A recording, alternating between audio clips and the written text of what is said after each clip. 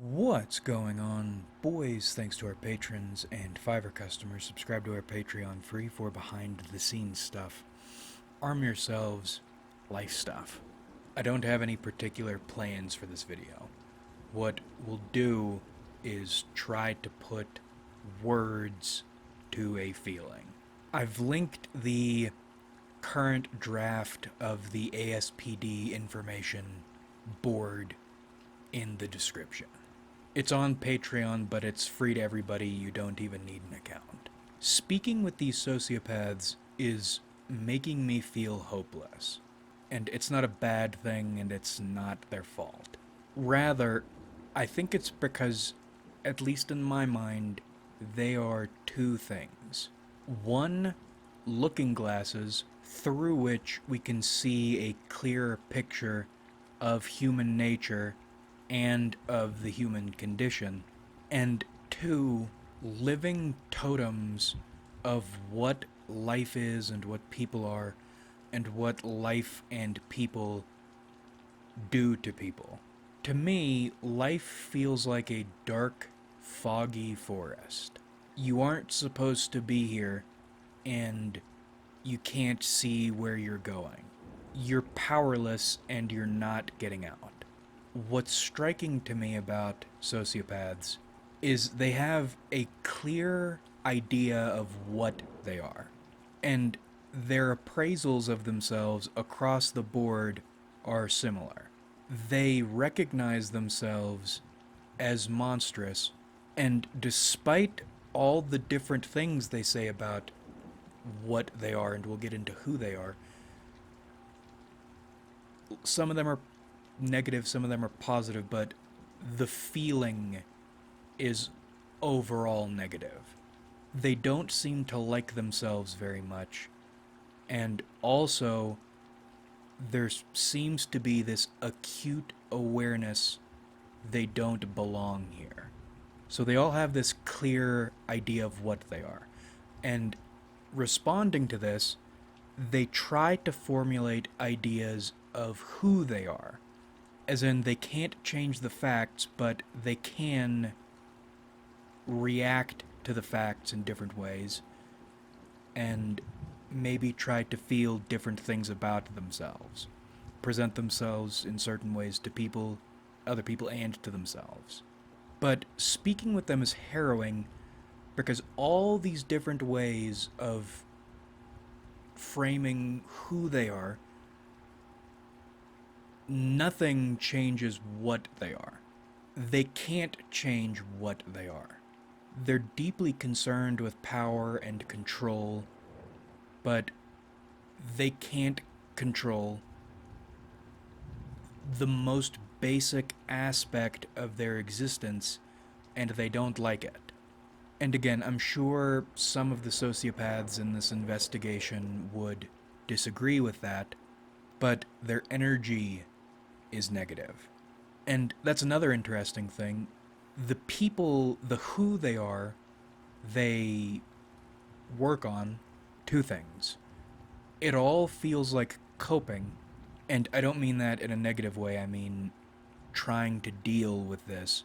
And also, even this who they are, this identity, or their identities, those reactions, the reactions they exist as, try to exist as, don't change what they are, but also they can't even get a grasp of who they are, because they'll give you these detailed appraisals of these identities, and in some ways they'll act in accordance with these identities, these reactions, this coping mechanism, but their behaviors indicate depths they don't understand, can't access, and maybe they're aware of that on some level, but that's just another facet of this oppressive powerlessness energy I get from them.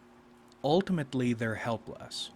And one of the things we talked last time about the way socialization is like getting drunk, just like alcohol, I think another thing socialization does is it dulls the awareness and the pain of being a human.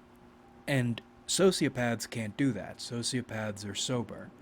So they are trapped in the most sober and the most sobering awareness of the human condition a person can get. Nothing makes sense, and you can't do anything about it. So you get some of them who double down on this identity or this values thing and accomplish nothing. You get other ones who go in crazy directions, do weird shit, and accomplish nothing. Because what they're doing is they are fighting facts, and you can't fight facts. I think that's why they're so harrowing, and also why they trigger these instincts in me despite feeling off-put by them sometimes. Remember Blade Runner 2049? And they do feel a lot like replicants. What was the message? Dying for something that matters is the most human thing we can do. I think the terror and the dread and the despair of living as a human is the most human thing you can do.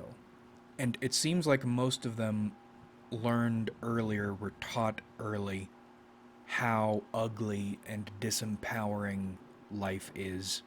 And it seems like their lives are extended responses to being exposed to the nature of the human condition way too early. And nobody can deal with that at any age or any level of experience. And I think people who act like they can, and maybe they feel they can, aren't confronting what human nature is or overcoming it. Rather, they're just socializing themselves well enough into something they can not pay attention to it, not acknowledge it, get really drunk on something. And by the way, this isn't to say all sociopaths or even many sociopaths are these stoic knowers. Most aren't, in fact, but rather they have a clear view of what life is. It's not fuzzed out by anything. It's not hidden by anything.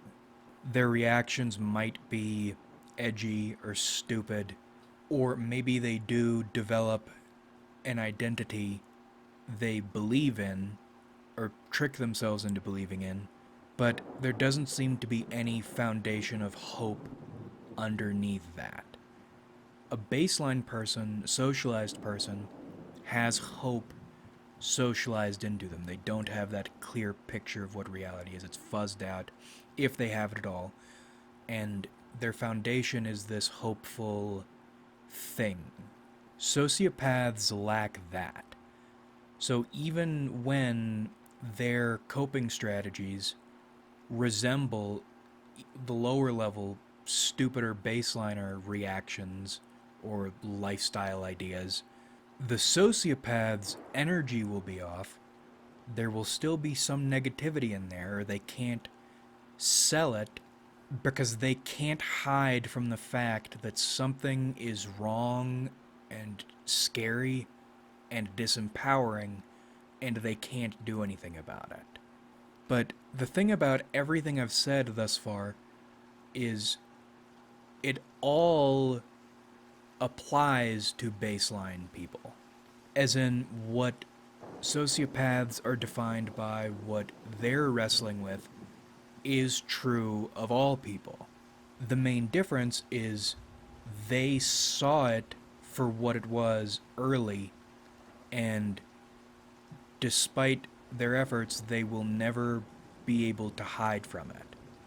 And that's a weird, uncomfortable aspect of life. I think all these ideas that we could achieve anything, that we could win anything, maybe you can get yourself to a point you achieve some things and you believe in something. You're not really conquering anything. All you've done is taken great efforts to bury your head in the sand and forget that's what you're doing or what you've done. or brainwashed yourself so thoroughly you believe getting your head nice and deep in sand is winning. And that's not even a wrong or a bad perspective, because what else can a person do? There is no solution and no salvation. If you can blue pill yourself successfully and get to the grave happy, in spite of all of the harsh flaying winds, the cold, the dread, the ghosts, you've won. The goal is to synthesize a blue pill or build a fortress of blue pillness that can't be assailed, so you can, it's like a ship. You can sail your ship to the grave without getting thrown in the water. You're still ultimately powerless, but at least you didn't feel that way.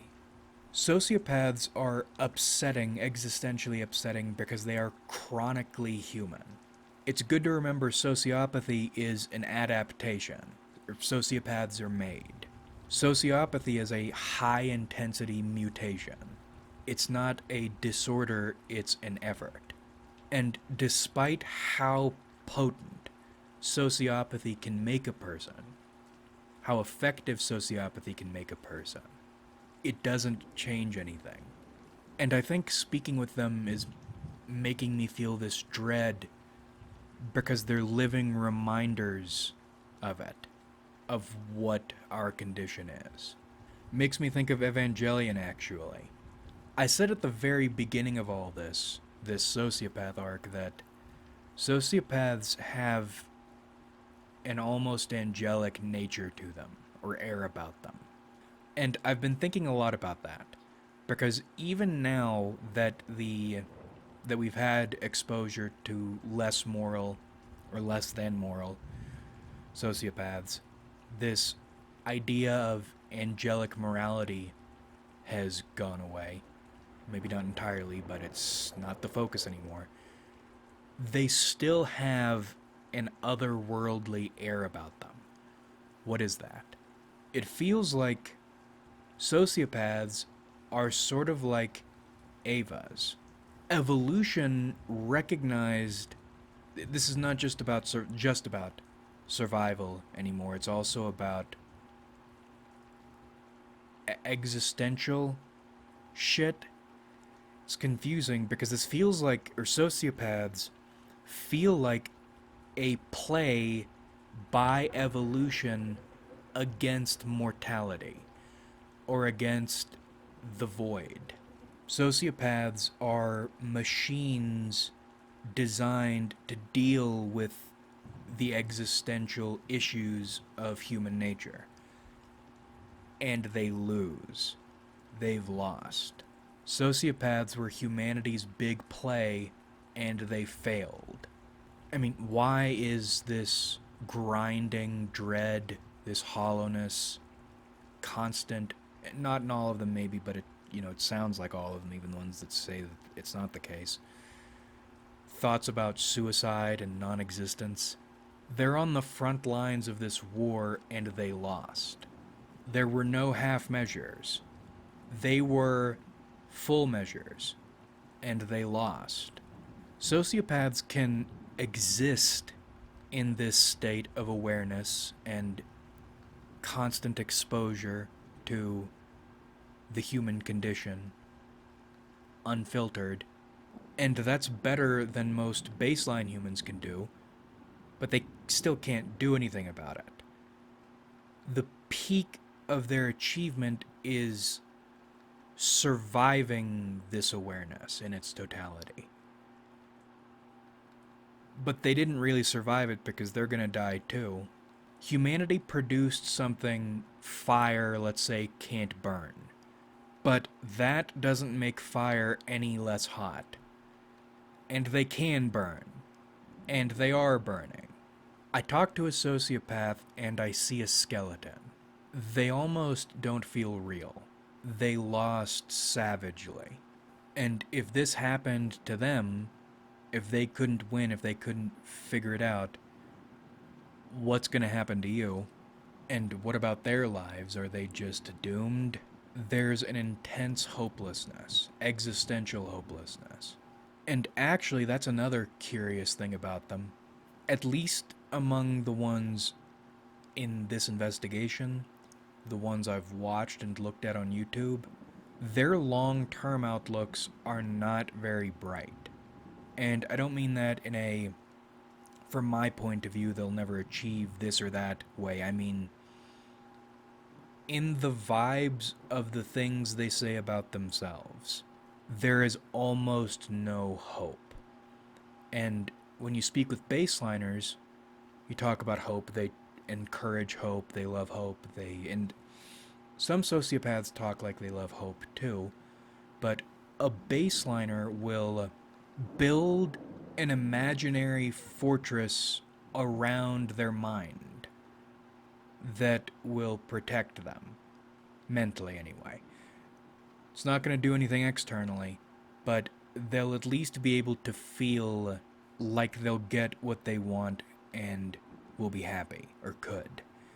Whereas the sociopaths, either they feel like they won't get what they want, or they feel certain they will get what they want, but across the board, there seems to be this awareness it will not make them happy, it will not satisfy them, it won't mean anything. And you can tell in the feelings, because when a baseline person hopes and believes it, they get high on the fantasy. With the sociopaths, even if they are, or when they are mimicking this long-term goals or achievement shit, which is interesting because they're very goal-oriented people, they don't get high on it at all. And it seems like they don't enjoy very much in general, they don't feel much satisfaction in general. I imagine their lives, and it seems like, or the way I'm imagining it is, they wake up, the Reaper is looking at them through their window, separated from them by just a pane of glass, and even that separation isn't real because it could break through, come through if it wanted to. It's almost like the separation is there as a joke, and then they just do things with this literal specter of death and disempowerment, watching them and playing with them. And again, that is the condition of every human.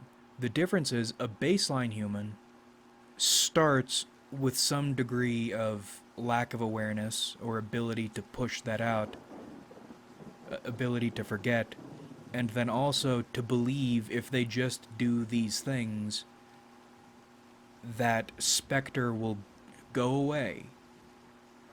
And it won't. I mean, maybe you'll reach a point you've, quote, succeeded, and you won't have to look at it, and maybe you won't have seen it for so long you'll forget that it's there, feel you're safe from it, but it's always there. And I say the Grim Reaper like it's just death. It's not just death. This is a nihilism that's deeper than nihilism, right? Because there is something that matters, and what matters is control, power over yourself, your life, or your destiny. That's more important than death, and you'll never have it. It's worse to be disempowered than it is to die, and it's like we were given life just so we could experience this thing that is worse than death. And sociopaths are constantly, relentlessly aware of it. I feel bad for them, I feel bad for myself, I feel bad for all of us. And maybe that's what this protective instinct is. It's this urge to pull someone who is like you, not exactly like you, but in the same condition, experiencing the same thing and getting them out of there. But with sociopaths, you can't. You really can't. Maybe you can. I mean, we're going to try to figure it out. We're going to try. But probably you can't, which is another level of disempowerment and humiliation. But even if you did, what would you have changed? You wouldn't have changed anything. You know the old Hank Williams lyric? No matter how I struggle and strive, I'll never get out of this world alive. Hank Williams was a Soanan. And, you know, I was looking into his history a little bit and looking at pictures of him. I think he might have had ASPD. This idea that nothing matters is supposed to be liberating, and it isn't, because some things do matter. It's just the things that do matter you have absolutely no power over. Seeing sociopaths do what they do and feel the way they do, it's dread in the extreme. And that's another thing, I think I still want to love one of these little bastards. And it's entirely in that pathetic and egotistical savior complex way. Saving someone with your love because your love is just so great. All the pathetic, all the egotistical elements, but there's also another element to this that I don't think it's as easy to dismiss or criticize or condemn. You see someone suffering something you've suffered. Again, you are not the same, not even close, but the same condition, the human condition. And in actually that extension of self way, because you do see yourself in them, you want to pull at least one of them out of the fire. But as earnest as that feeling is, that's also the dumbest thing I think a person can feel, and I can feel especially. Because first, it doesn't make any sense. Every human is dealing with the human condition. Why are you so interested in saving this one sort of person? And even then, why only one of them? Maybe it's not, or maybe this is a more primal feeling. It's not a socialized, or an especially socialized feeling. It's a continuing your genes thing with a partner you have decided is most viable, both in terms of your values, your outlook, and also usefulness. But even then, why is it so important you try to love one of them? It's clear consciously, or you won't get what your conscious mind wants out of any of them, even if you do get something with them. So, in the unconscious mind, what are you looking for? What do they have that's so important? And how are you going to deal with the fact that even if there is this thing that's super important in them, it's still not going to change anything? That's the painful thing, is knowing even if you get what you want, you won't feel satisfied. I'm starting to feel like Carmela Soprano in Paris. Anyway, sociopaths feel like dread totems because you understand what life is, and you also know what life is because you've been there a number of times in your life. But as miserable as you are, you don't always have to be in that knowing what life is state. But when you speak with sociopaths, it's like that tide of knowing what life is starts to come in and to get a hold of you because they know what life is at all times. Again, their reactions to it, their thoughts about it, could be any number of things, but it's that foundational knowing that they can't get away from, that we're all stuck with. It's seeing the dark forest for what it is again, thanks to the people who can't not see it. And also, despite being the best equipped to deal with it, can't do anything about it. And live in this dread as a result. Like if you enjoyed, subscribe if you haven't.